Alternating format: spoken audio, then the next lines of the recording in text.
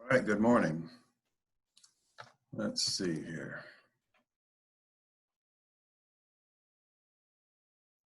Recording.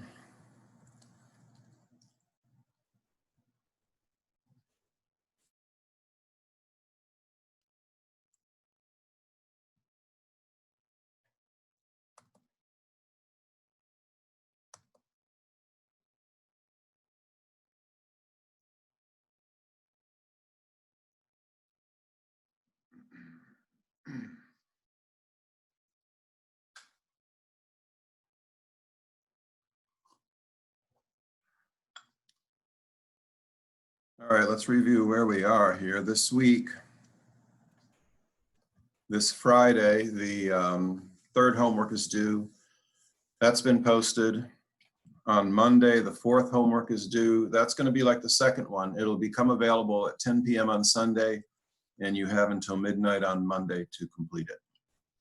So again, it's designed to be less time than an in-class test. So it should take less than 50 minutes, but be aware you only have the 26 hours to complete it.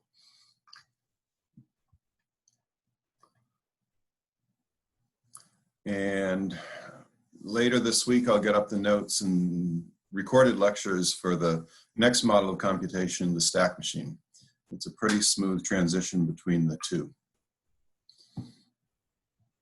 Questions about homework or schedule?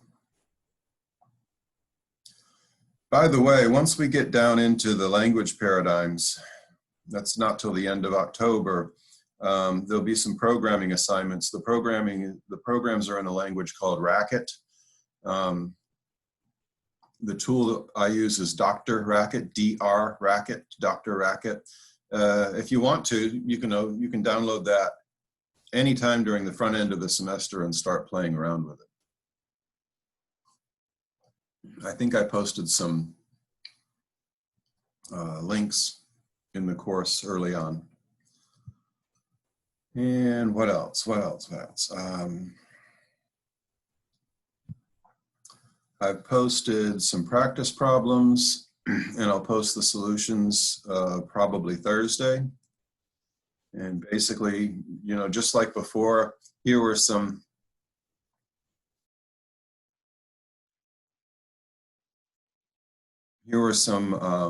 languages. And before I asked you to create the grammars form, and here I'm asking you to create the finite state machines form. Let's see. These, yeah, we can do all that stuff.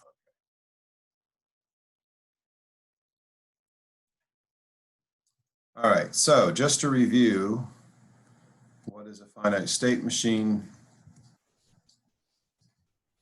It's given as a 5-tuple, the 5-tuple being the set of states represented by either capital Q or capital S, depending on what author you're looking at. The alphabet, represented by sigma, capital sigma. The initial state, Q0. The set of final states, capital F, and the transition function, delta. And what I wanted to do today is talk about some examples and then talk about delta, but I'm going to talk about delta first. So the notes have examples. These are already been posted. Let's talk about that transition function. We use the word function loosely, and then we can also use it formally. So all functions, when I use that term loosely, are defined by their input and output, which means that you have actually, again, it always comes back to sets, guys. You have a set of inputs and you have a set of outputs. And when you pick one element of the set of inputs, that function will tell you which element or elements correspond to it in the output set. So what that does is it creates a relation between the two sets. Now, a relation is a generic term also that relates two sets by relating the members of an input set to the members of an output set. And when we say relation, one input can result in multiple outputs. But when we use function, and now we use the word not loosely, we use it in its proper form, every member of the input set relates to, at most, one member of the output set. And you know this intuitively because in algebra, they said, how do you know that this is a function? And you did something called the vertical line test, meaning for each x value, you got at most one y value. That's how you knew something was actually a function. Well, it's the same thing here. You have one member of the input set, and that gives you one member of the output set. Now, if the function is complete or everywhere defined, then every member of the input set relates to some member of the output set. So when we say that the transition function delta is a function, I mean it in that strict sense. I mean it in the sense that every member of the input set results in exactly one member of the output set. But what's the input set? Well, what does the delta function take in as input? It takes in a symbol and a state. So if you think of that ordered pair as a single element, you can think about, once you draw your finite state machine and you have your alphabet, you can make all possible ordered pairs of symbol and state. And what does that function give you back? It gives you back one member of the output set. The output set are just simply states. So each ordered pair occurs at most once. In fact, it's a complete function, so every possible ordered pair occurs exactly once, and then each member of the output set will occur exactly one time for that input. So it is a true function in the mathematical sense, in the sense that we just talked about it in CS332. It is defined for all symbols and states, or all pairs of symbols and states, I should say. We're defining it for symbols, but we're processing strings. So how do we deal with that? Well, if we define it for symbols but process it for strings, we just use recursion. We say delta with no symbol, with a state, has no transition. So first of all, we define that. If you're not processing anything, you don't have a transition. And then we say for a single member of the alphabet, the output results in some state. This is exactly the way we've defined it before. Now we want to define it for a string. How do we do that? Well, we recognize that the string is composed of individual symbols, and we're going to process the string from left to right. So if I have the string u, I'm going to say u is equal to the string a u prime, where a is just the first symbol in u. Not literally the symbol a, but just the first symbol in u. And then u prime is the rest of the string. It's the suffix. And now I can redefine the transition function on a string u is the transition function on the string au prime. All I did is replace u with au prime. So I recognize that it's the first symbol and then the rest of the string. And then I know how to process that. Oh, that's equal to the transition function acting on that first symbol based on the current state. That's going to give me a new state, and then I process the rest of the string. So the rest of the string, state, oh, that's the ordered pair just like we had before. So it's a recursive process. And once you get down to the end of the string, you have no more symbols, so no more transitions. From here, we can actually define the acceptance criteria. When does a machine accept? When does a machine reject? If I feed the machine some string u, when does it accept and when does it reject? I can formally define that now. The machine accepts a string if and only if, that's what IFF is, if and only if the transition function operating on the string starting in the start state. Now remember, the result of that operation is going to be a state. So that's a state on the left-hand side there. The transition function operating on the string when we start in the start state results in a state that is a member of the final state. So the way we're doing these is, this is an intuitive understanding. This is just putting the math behind the intuitive understanding. Why do you want to do that? Well, then we can start doing proofs. And we're not going to do proofs in this class, but in CS332, you prove that the language was, the entire language was actually accepted by the string through an induction proof. You can prove that languages are subsets of each other, things like that. People will also perform proofs about unioning languages together or concatenating languages and things like that to prove characteristics of languages. When people start to do formal systems to do verification and validation analysis, they also can do this kind of a mathematical proof to show that if a system is modeled in a particular way, it will not crash for any and all legal inputs, the language being legal inputs. So that's just the formalism behind this stuff. All right, now let's get back to making graphs. We did example 1, let's do it again. I want to have L1 being all strings having one or more A. How do you make these machines? You make these machines by thinking about the smallest string. The smallest string that's accepted. The smallest string that's accepted in this case is just the string containing a single A. So I'm going to start in my start state. I'm going to draw an arrow labeled with an A to another state.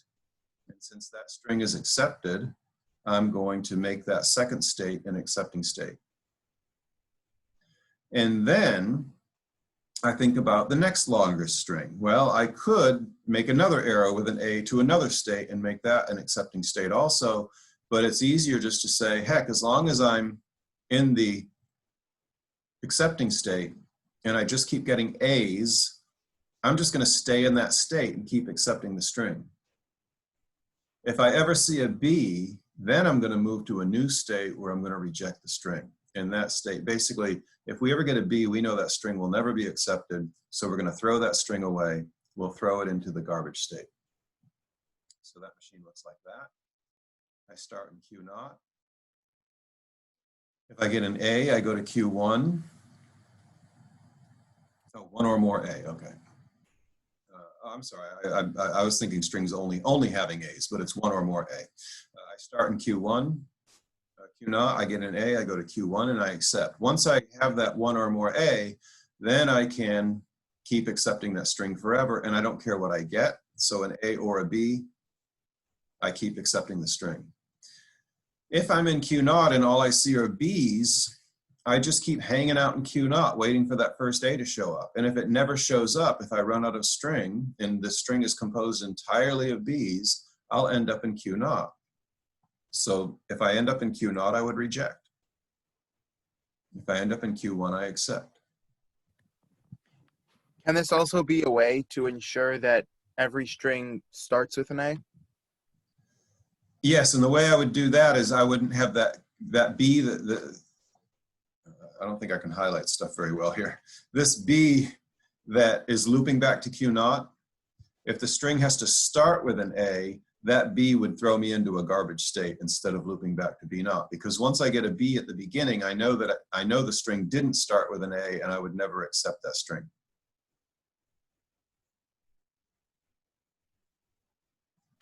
I see, thank you. Okay, and I think we have examples like that. We'll see.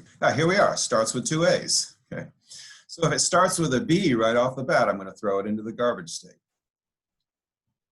So the first thing I'm going to look for is, okay, what's the shortest string? The shortest string is AA. The shortest string is AA, so I start in Q0. I draw one A to Q1. I draw a second A to Q2. There's my two A's, and that's going to be my final state. Since the criteria is that all strings that start with two A's, once I meet that criteria, I know I'm going to accept that string no matter what. So I'm going to loop no matter what. A's and B's keep me in that final state. The only way I can get a string rejected here is if it starts with a B. So from Q0, I'm going to go right to the garbage state. Or if the second symbol is a B. That's the only way I can not accept the string. So from Q0, a B will take me to a garbage state. That's just happened to be Q3, the third state. And from Q1, if I got one A followed by one B, where do I go? Oh, I go from Q0, and A puts me at Q1, a B puts me at Q3. And then I never accept that string, because the rule was it has to start with two A's. And if it starts with AB, I can never accept that string. There's no way it would ever be in the language. So I go to Q3, and no matter what happens in Q3, you get trapped there. It's called a trap state, a garbage state, a trash state.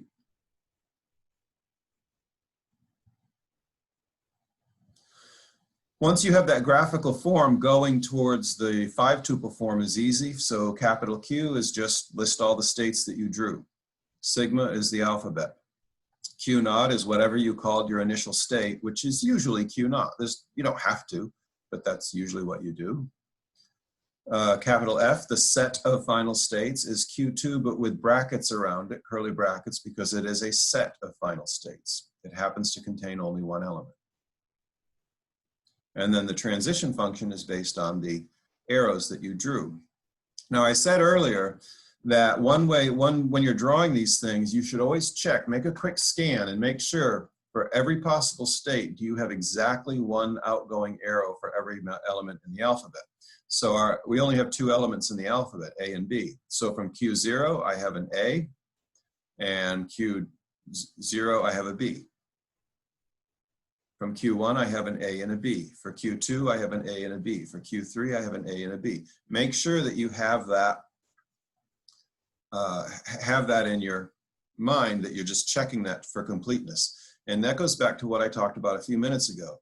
The delta function is a fully defined function. Fully defined, or everywhere defined, means that every single state has to have an action for every single element in the alphabet. And it has to have only one, so it has to have exactly one element. If I had out of Q0, A goes to Q1 and A goes to Q2, that would be a violation of that rule. So it is a true function. If we were going to take this course in another university where we were going to spend all semester on models of computation, we would get into non-deterministic machines. They do exist. So you may find, if you're doing your own Googling, you may find some literature that talks about that. Having non-deterministic machines does not add any computational power. It does not change the questions that can be asked of a finite state machine, but it can be more convenient for some of the more bizarre languages.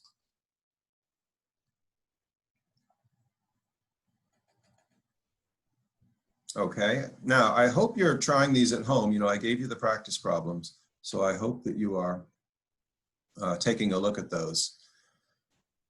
What is this one? An even number of B's, including lambda. Okay, including lambda. So what's the shortest string that's accepted?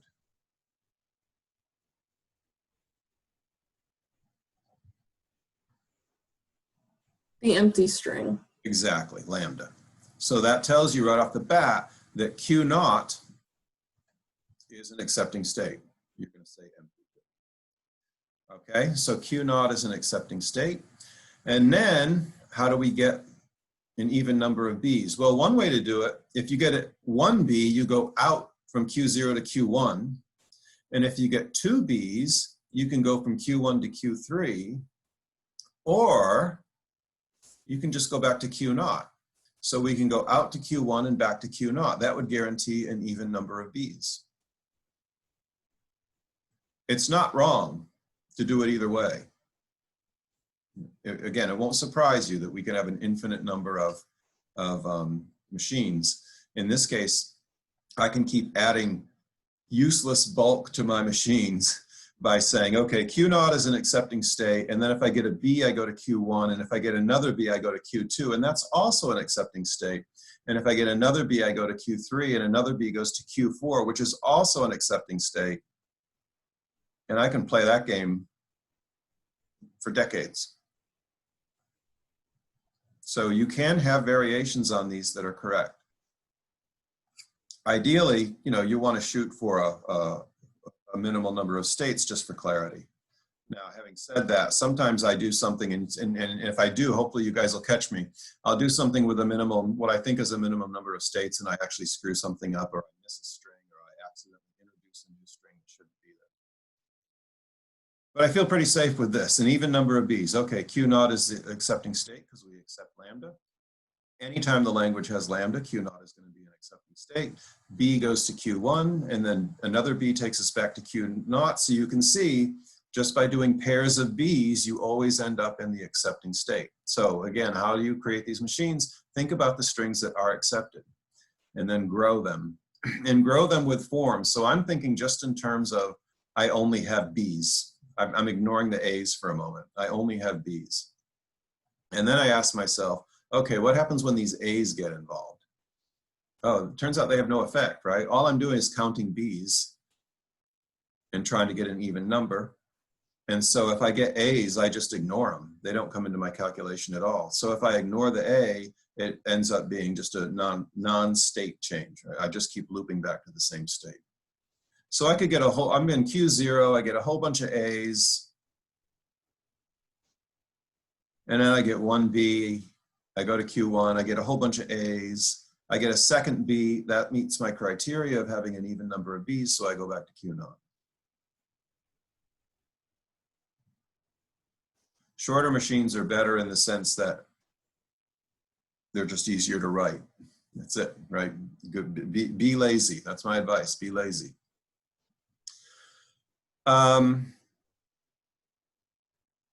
This particular machine doesn't have a trash state, and the reason is we never know if we're able to throw a string away. If I've got 5 B's, but I still have more string to process, I don't know if I'm going to see another B or not. So I can't throw the string away. There's no trash state.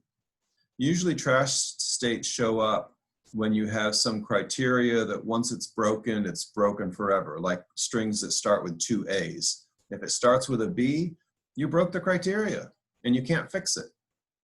So you know that's going to go to a trash state. But otherwise, you don't need trash states typically. And I don't know, is it 50-50? I don't know. I wouldn't know the percentage of machines that have trash states and which don't. And again, from the picture, you can write out the Q sigma Q naught F delta. By the way, we could do it the other way, right? If I drew the Q sigma Q naught F delta, you should be able to draw the machine for me. Why don't I start out with the 5 tuple? When I'm designing this machine, why don't I start out with the 5 tuple? Any thoughts? They're the same thing. One is graphical and one is set notation form.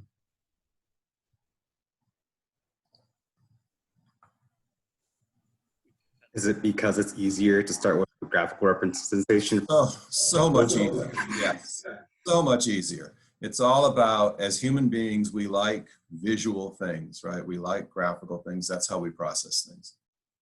And once you get the graphical form, then you can create the 5 tuple trivially. It really is just a translation.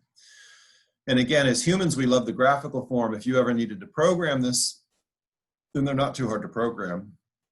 You would use the 5 tuple form because computers love lookup tables and lists.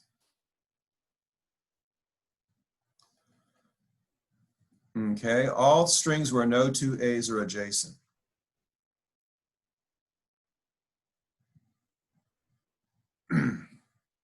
Now here, I can definitely throw a string away. I'm kind of reversing this, right? What's the shortest string? Oh, okay, including lambda. All right, so Q naught is going to be a final state. What's the next string? Let's see. Anything that just contains B's would be meeting that rule, right? Because there's no 2 adjacent A's. So that would fit. And so when I get B's, I just stay inside of Q naught. I could have just 1 A. All right, if I get 1 A, I go to Q1, I can still accept because I don't have 2 A's that are adjacent. And then if I get B's, now I've got a choice. Should I keep humming along and remaining in Q1? Or should I go back to Q naught? You might try it one way and then decide to go the other way. If I kept that with Q1, where the and Q1 on a B goes back to Q1, you'll see that you can get into trouble. So how do I reject this string? How do I break the rule? Well, I get 2 A's in a row. So if I'm in Q0 and I get an A, that takes me to Q1. If I get another A immediately, now they're adjacent, I go to Q2, I broke the rule, I can never accept it, so Q2 is a trash state. By the way, in terms of system state, you can think of it this way. Q0 is the state where you haven't seen any A's, or you haven't, or you've processed some B's, so it's safe to have an A. Once you see one A and you go to Q1, you can think of that as the state where you said, I have just processed an A, and another A breaks the rule, but a B saves me. You can kind of attribute meaning to these states a little bit. And then Q2 is the state where you said, I have somewhere along the line, I saw 2 A's in a row, and that broke the rule. And sometimes that may be a helpful thing to think about too when you're looking at, okay, how do I define a state machine? If you're actually thinking of a system, oh, this is where the, I don't know, think about a red light. Oh, okay, this is where the light is green. Okay, and then we have to go to a state where the light is yellow. Then we have to go to a state where the light is red. Now what happens to the cross street on those? If the east-west is going from green to yellow,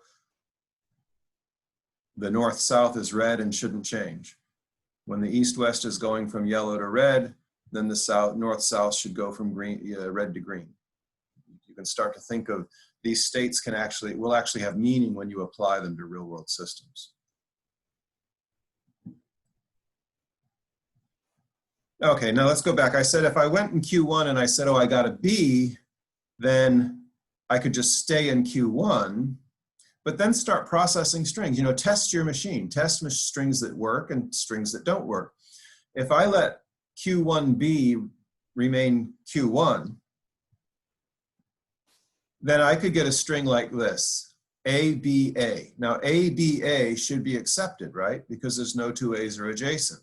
But where does ABA take you? Well, if you just list, you know, when you're processing the string, you can just list the states that you're in. I start in Q0, I get an A, I go to Q1, I get a B, I stay in Q1, doesn't match the picture. Remember I said, what if I did the loop where Q1B goes to Q1? So I start in A, Q0, I get an A, I go to Q1, I get a B, I stay in Q1, I get an A, I go to Q2, and I would reject that string. And that's not correct. That's not part of the language. That string should have been accepted. So that's how I'll know that, oh, wait, having B, Q1B go back to Q1 is not correct. And that's not uncommon. And I mean that, you know, I've been drawing these things for 20 years. It's not uncommon on a new one for me to go and say, oh, wait a minute, and change some of my arrows.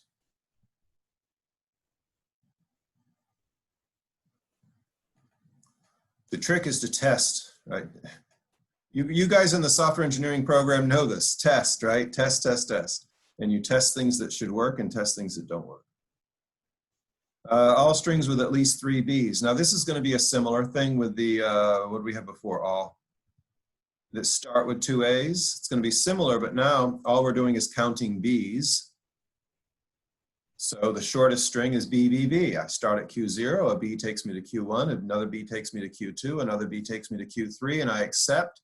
Once I've met the criteria of at least 3 B's, then I'm going to be able to stay there. I've met the criteria, that string will always be accepted. So no matter what happens after that, in 0, 1, 2, 3, in Q3, I'm going to loop back to Q3 no matter what.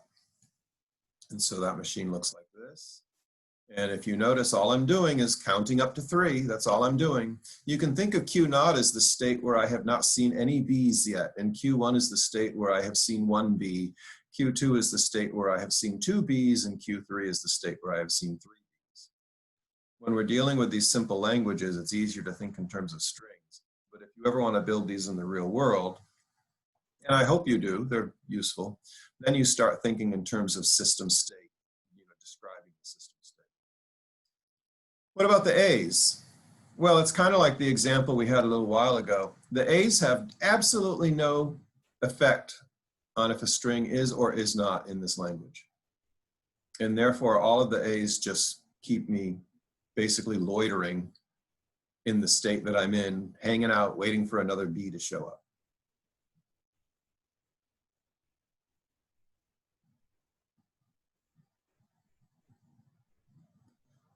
This one, BB star, AA, BB star. So this one's a little bit different because it has to have exactly two A's in it. And then those two A's can be preceded by BB star and can be followed by BB star. But it has to have two A's in it. So what's the minimal string here? AA. So you see that Q0, I get an A, I go to Q1, I get another A, I go to Q2. And then if I get a BB, after that, I do the trick that we did before about even pairs of Bs. I just go to Q3 and back, right? So you see if I'm in Q2, a B takes me to Q3 and a B takes me back.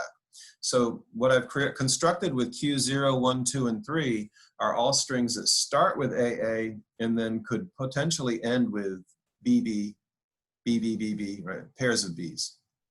Because it's a star, I don't have to have any of them. It's 0 or more, so that's why Q2 is a final state.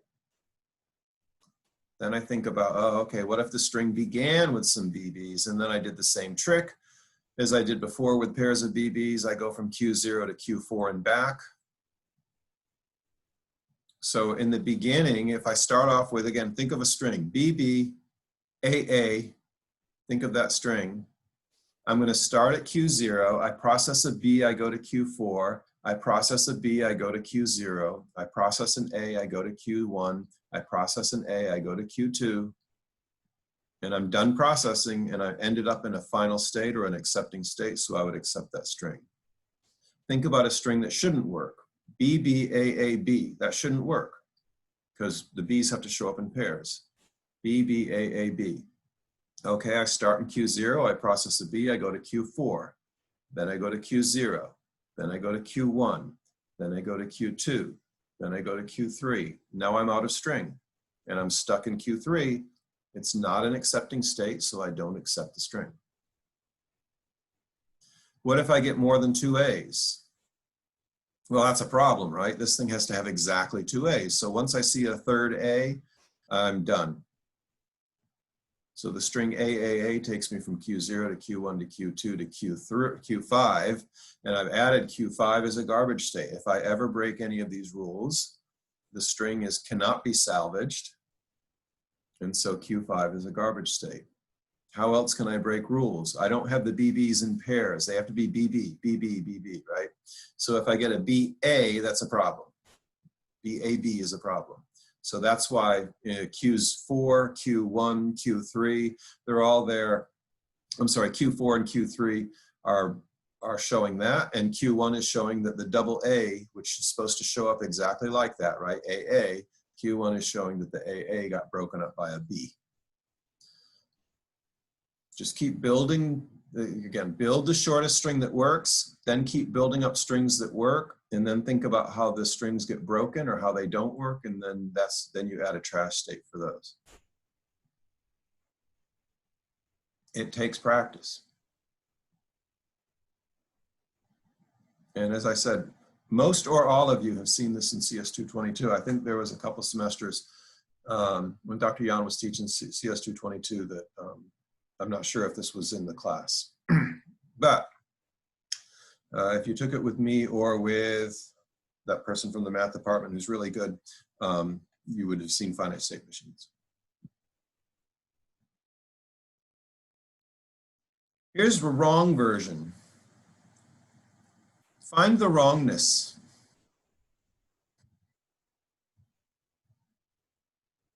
There's quite a bit. I think I tried to make a lot wrong here. Let me see if we can find them all.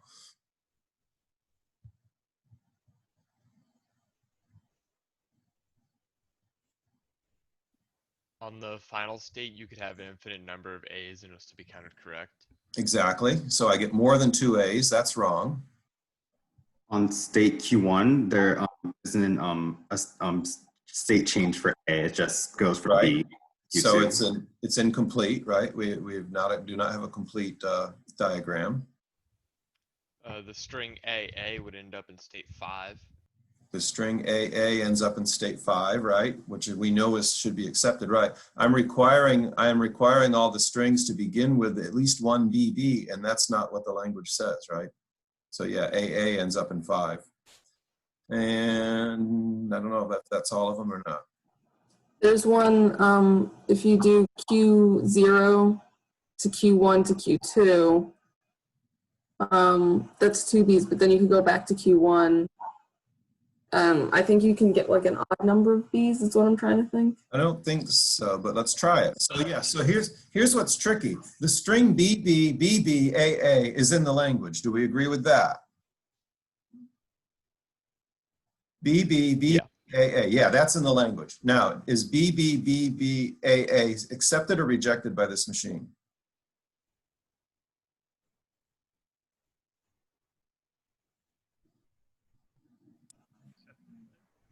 Okay, that's accepted. That's All right. accepted. I go Q0, Q1, Q2, Q1, Q3, I'm sorry, Q2, Q3, Q4. And so it does accept some of the strings, kind of by accident though, right? So it can be tricky because you look like, oh, wait, I've got a machine, and you test some of your strings. Oh, that string was accepted. That's great. But then you see maybe it's still not correct. That's why you do have to, convince yourself informally, convince yourself that you've covered your bets. How about strings that end in BB, like AABB? That should be accepted, right?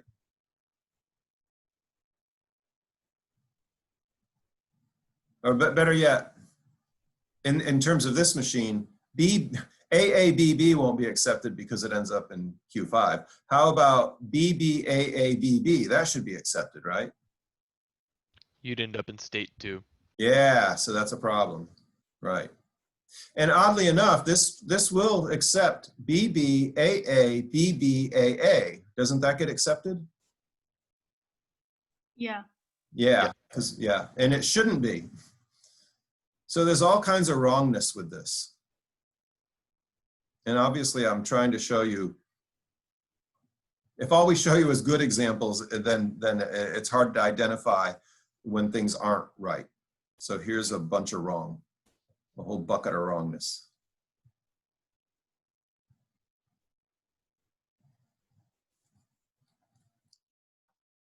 Let's see. Here's AB plus or BA plus.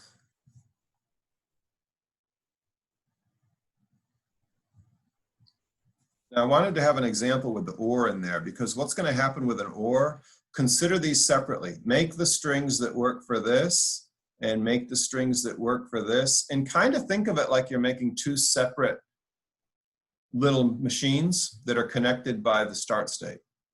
So let's see, I've got strings that either begin with A and then have at least one B, but no more A's. And I make that string from Q0 to Q1 to Q2.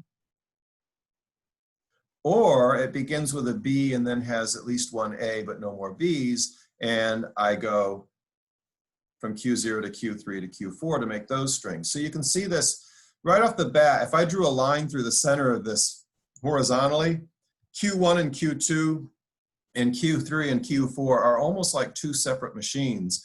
The Q1 and Q2 are accepting the AB plus form, and the Q3 and the 4 are accepting the BA plus form. And whenever you have these ORs, that's not a bad way to go. Effectively make two separate machines, and then don't cross the paths, like in Ghostbusters, right? Don't cross streams, because you'll find that you'll get mixed up strings that belong partially to one set and partially to the other. And then all I did is I threw a garbage state in there, and everything that fails either test, that's okay to go to the garbage state because you can never get out.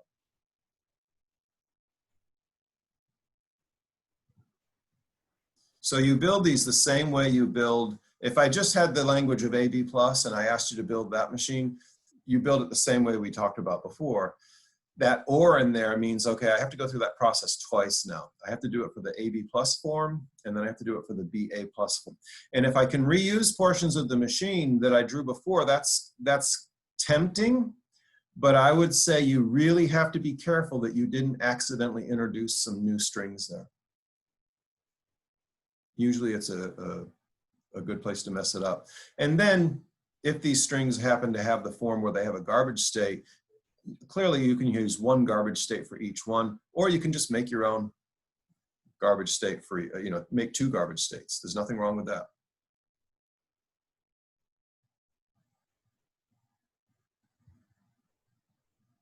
And I think this is just the translation of that. By the way, you can see another reason for keeping these alphabets small. If I had an alphabet that was A, B, C, D instead of A, B, how ugly would that chart get, right? Q naught, every circle would have to have 4 outgoing arrows. One for A, one for B, one for C, one for D.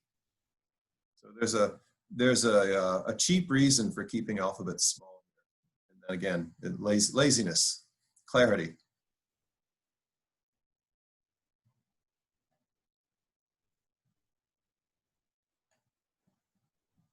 Okay, I've given you these, and these are the same that we had for grammar, write a grammar for, and I think I added a couple more. First of all, I fixed the typo on L10, and then I added 11 and 12. So draw those machines, and I'll put up the solutions for those on Thursday.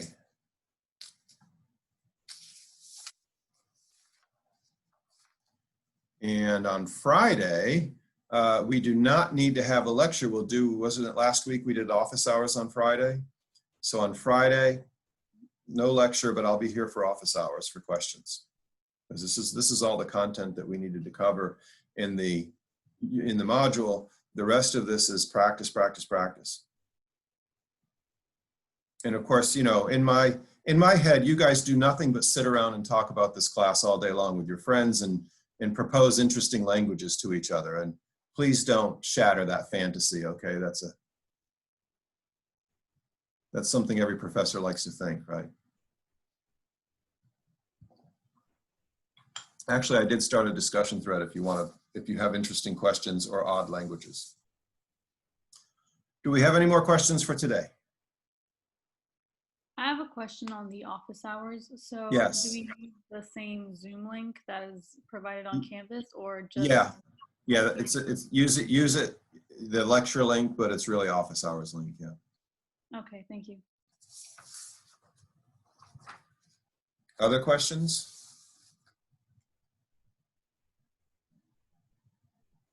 All right. I really appreciate you guys being here. There's 12, 15, 18 of you. Terrific. That's good. Have a wonderful day. Bye. Thank you. Bye.